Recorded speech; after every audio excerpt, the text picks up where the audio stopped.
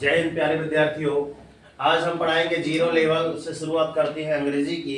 इसमें आप पहुंच चुके हैं प्रोनाउन कॉन्सेप्ट में, अर्थात इनके पिछली वीडियो आपने नहीं देखा तो डिस्कशन बॉक्स में डले हुए हैं, आप देख लीजिएगा एक बार, प्लेलिस्ट में भी डले होंगे। मगर उसके पहले चलती हैं, एक बार थोड़ा ध्यान से पढ़िएगा। क्या लिखा है यहाँ पे?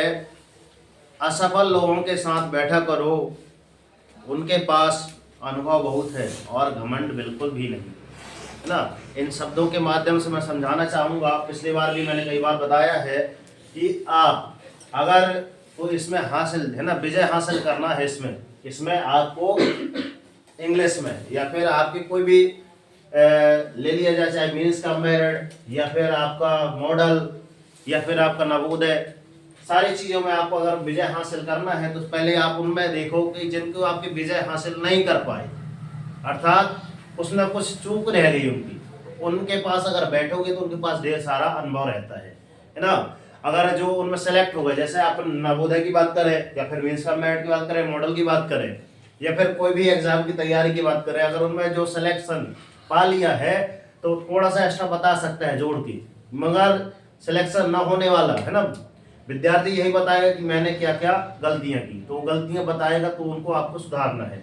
जैसे कि मैंने नवोदय के बारे में, आज इनका कल पेपर है तो मैंने ये सारी चीज़ें बता दी है, कल मैंने इस पर बातचीत की थी, है ना।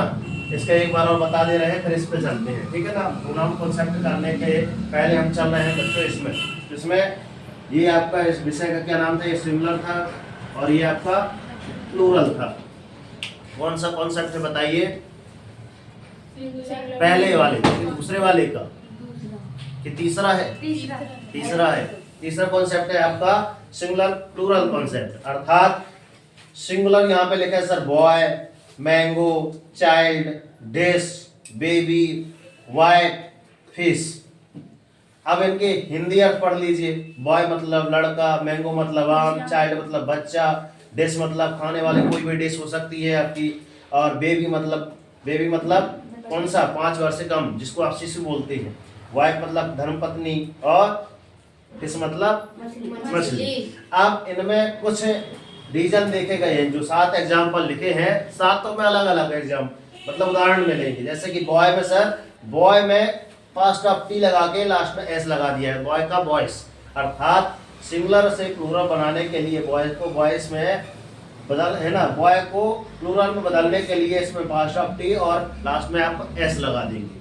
आगे चलते हैं, यहाँ पे सेकंड नंबर पर सर मैंगो, तो मैंगो में ओ, ये आपका जो लेटर है ना, तो मैंगो में यहाँ तक तो ठीक है, लास्ट में इसको अगर मैंगो को हमको प्लूरल बनाना है तो प्लूरल बनाने के लिए हमने लास्ट में ईएस लगाया है, तब मैंगो से मैंगोस, अर्थात ढेर सारे आम, बॉय का ढेर सारे लड़की, है ना, बॉयस में।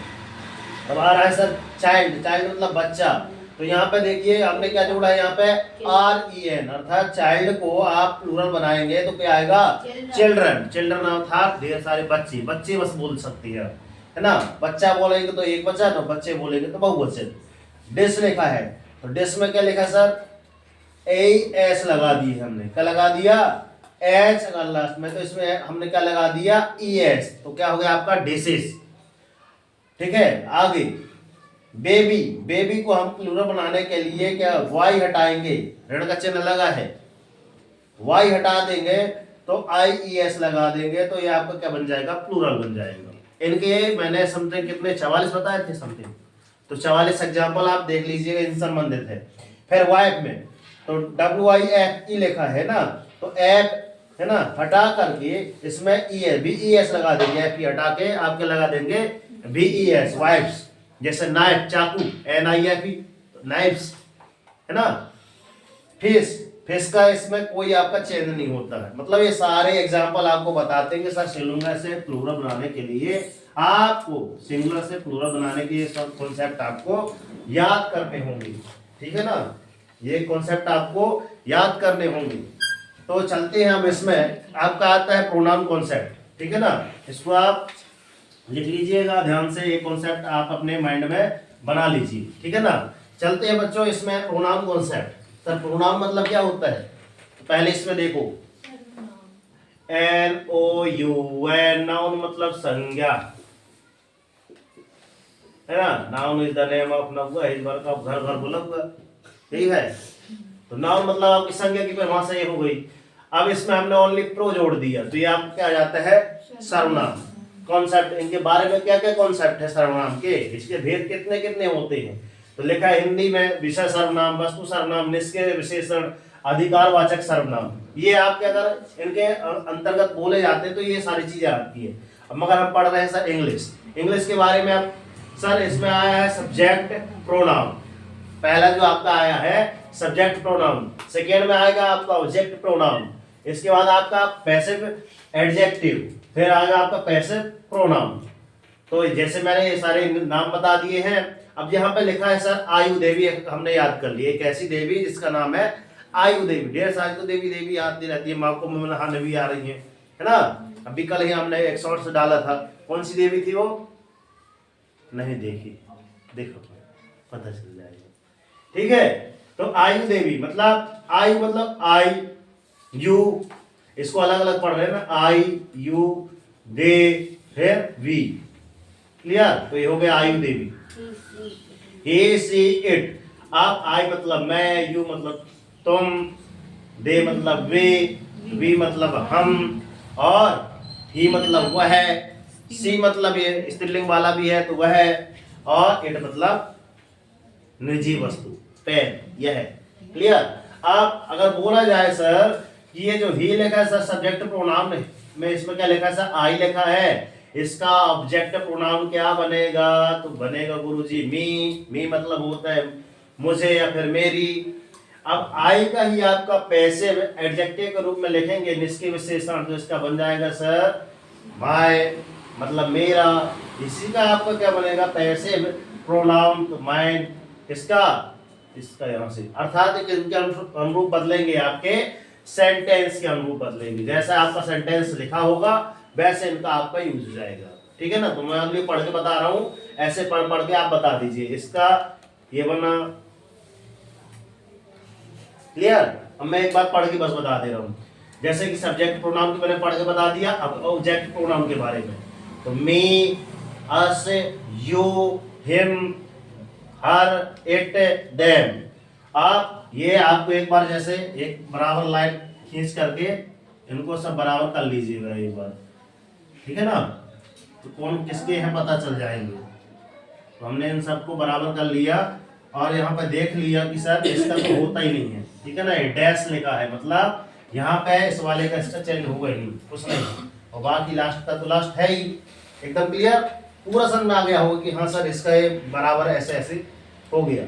फिर चलते पैसिव एडजेक्टिव, निष्क्रिय विशेषण, माय मतलब मेरा, अवर मतलब हमारा, इसके अंतर्गत जो भी आएंगे, हिज मतलब उसका, हर मतलब भी उसका, गुरुजी एड्स मतलब भी उसका, सारे उसका लिखे हैं, किनके अनुसार बनेंगे आपके सेंटेंस के अनुरूप बदलेंगे। देयर मतलब उनका, ठीक है ना।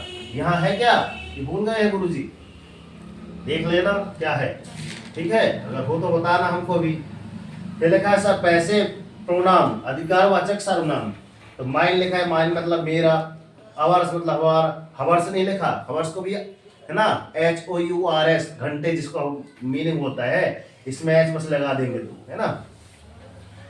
और ये लिखा है योर्स मतलब तुम्हारा, हिज मतलब उसका, हर मतलब उसका, और एक दो उसका, यहाँ भी एक दो तीन, और देयर मतलब उनका।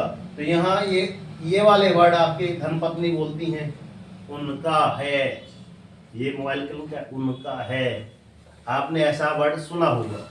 अब चलते हैं, जब तक हम इनके कभी पढ़ जाते एग्जाम्पल के बारे में बात नहीं कर पाते तब तक ये समझ में नहीं आएगा गुरुजी ये सारणी हमारे कब काम आएगी। सारणी ऐसे काम आएगी एग्जाम्पल के माध्यम से। उदाहरण, उसने मेरी मदद की, आया तो है, उसने कहीं ना कहीं ये वर्ड आपने सुना होगा, उसने मेरी मदद की, उसने कहाँ पास लिखा है, देखो उसने मतलब मेरी, तो ये आ गया देख लो, मेरी के कहा है, मी आया, क्लियर है ना। मदद तो क्या बोल दिया, मदद तो इसने हेल्प बोल दिया, मदद करना एक प्रकार का आपका वर्ब आ गई, क्लियर। तो मी मतलब मेरी। अब बचा सर उसने, किसने, उसने, है ना, उसने मतलब यहाँ पे आ गया सर ही, उसे, उसकी, क्लियर। अब आगे चलते हैं, हमने, बहुवचन वाला है ना, वी मतलब हम सब, क्लियर।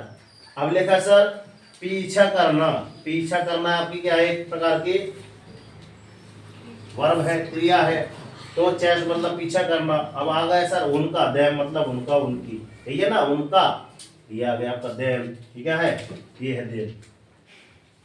अब इनके अनुसार हम ढेर सारे एग्जाम्पल बताएंगे, तो अभी शुरुआत है ओनली समझाने के लिए। इनसे अभी 2 है, अभी इसके 6 उदाहरण और है, 6 के बाद अन्य उदाहरण और देंगे, तब ये आपका पूरा जो है आपका क्लियर आउट हो जाएगा, ठीक है ना। तो आज इतना ही बहुत है, मिलते हैं नेक्स्ट वीडियो में, तब तक ले सर जय हिंद, वंदे मातरम, भारत माता की जय। कर दिखाओ वैसा कि दुनिया करना चाहे आपके जैसा, और उठो जागो संघर्ष करो, जब तक नहीं रुकना, जब तक कि आपको आपका लक्ष्य न मिल जाए। डेली मॉर्निंग में उठकर अपने लिए एक टारगेट सेट कीजिए, एक छोटा सा टारगेट लीजिए, मगर डेली मॉर्निंग में उठकर टारगेट जरूर सेट कीजिए।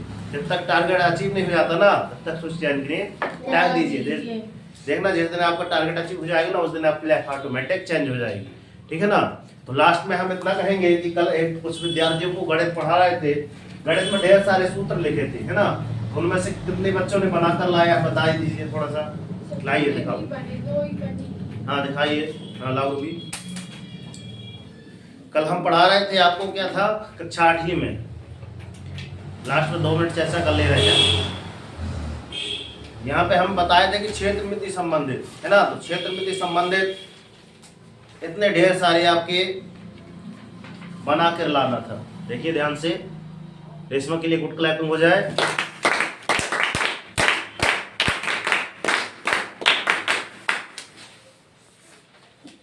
तो जिन बच्चों ने नहीं बना पाया तो एक बार बना ले, वैसे हमने पीडीएफ मतलब ग्रुप में भेज दी है, एक बार पीडीएफ देख लेंगे, है ना, और इनको हम यहीं चिपका देंगे, ठीक है ना। यहाँ पे जैसे ढेर सारे चिपके हैं, ये कहीं ना कहीं काम आते हैं, इंग्लिश ग्रामर, इसको भी यहीं कहीं चिपका देंगे, तो आपके बार बार नजर पड़ेगी। जैसे शीशा रहता है ना, शीशा के जस्ट बाजू में अगर इनको चिपका दिया जाए, घर में भी शीशा के बाजू में चिपका दिया जाए, जितनी बार हम शीशा देखने जाएंगे उतनी बार इनमें नजर पड़ेगी, तो अपने आप पता चल जाएगा सर आयत का वर्ग क्षेत्रफल क्या होता है ना, आयत का क्षेत्रफल, परिमाप, ये सारी चीजें अपने आप याद हो जाएंगी, ठीक है ना। जिन बच्चों ने नहीं बनाया तो आप लोग एक बार बना लें, क्लियर।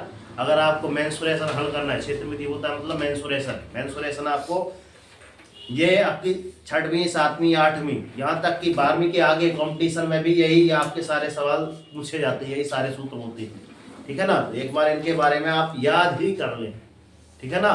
गणित में विजय हासिल करना है तो आपको सूत्र, परिभाषा और विधि में ध्यान रखना पड़ेगा, ठीक है ना। तो जय हिंद प्यारे विद्यार्थी।